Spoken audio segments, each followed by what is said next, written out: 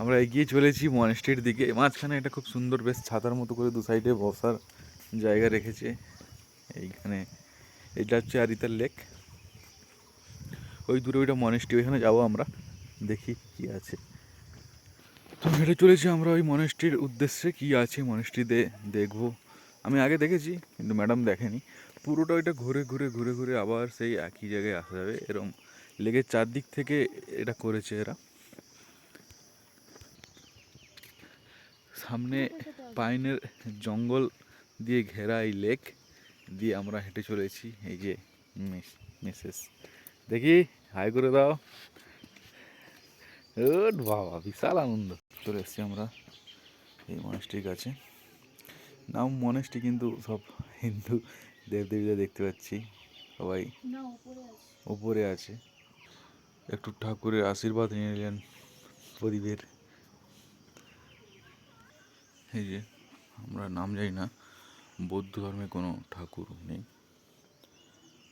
সব এরা জমান এখানে। সম্ভবত এরা কোনো লামা।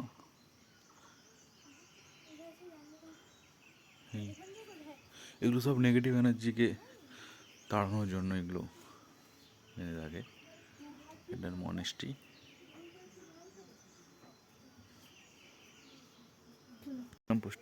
হ্যাঁ, আমরা এখন ওই হারিতা লেকের চারদিকটা ঘুরে দেখছি। পিছনে মনেস্ট্রিটা দেখে এলাম, এখন ওপরের দিকে যাচ্ছি।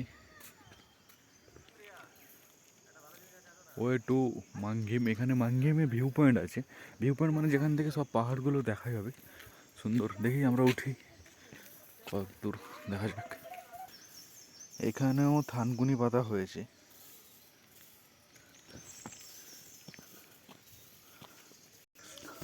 তো ওই টপে যেতে হবে অনেকটা উপরে।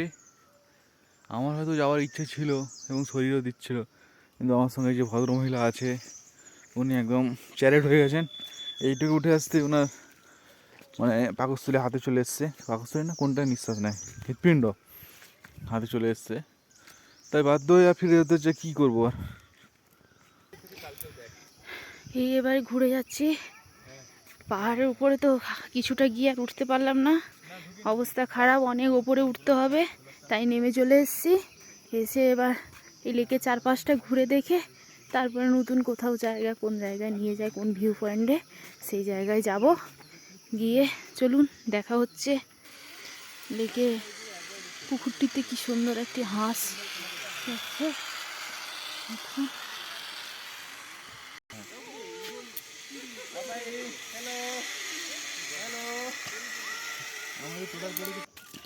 ওই যে বুদ্ধদেবের মন্দির দেখা যাচ্ছে ওপরে, ওই ওপরে উঠতে হতো। বাবা এত উপরে আমি উঠতেই পারতাম না। আর যদিও বা পারতাম, আজকে 4 দিনে পড়েছে, আর এনার্জি নেই শরীরে এত দূর ওঠার জন্য। বাবা ফিরে যাচ্ছি, গাড়িতে উঠবো এবার। উঠে নতুন কোন জায়গার উদ্দেশ্যে যাওয়া যায় দেখা যাক। এই লেকটিতে কত মাছ, কী মাছ আমরা নিজেরাই বুঝতে পারছি না। কিছু একটা মাছ হয়তো ছেড়ে রেখেছে পাহাড়ি এলাকার, আমি নামই জানি না, বুঝতে পারছি না। কিন্তু মাছ দেখে আমার হাজব্যান্ড তো একদম মনে হয় জাল নিয়ে নেমে পড়ে এক্ষুনি মাছ ধরতে। ইতিমধ্যে পৌঁছে গেছি আমাদের গাড়ির কাছে। ওই অত দূর থেকে ঘুরে ঘুরে ঘুরে ঘুরে ঘুরে ঘুরে ঘুরে ঘুরে ঘুরে ঘুরে এই আমরা পৌঁছালাম গাড়ির কাছে। এবারে গাড়িতে উঠে কোথায় যাচ্ছি?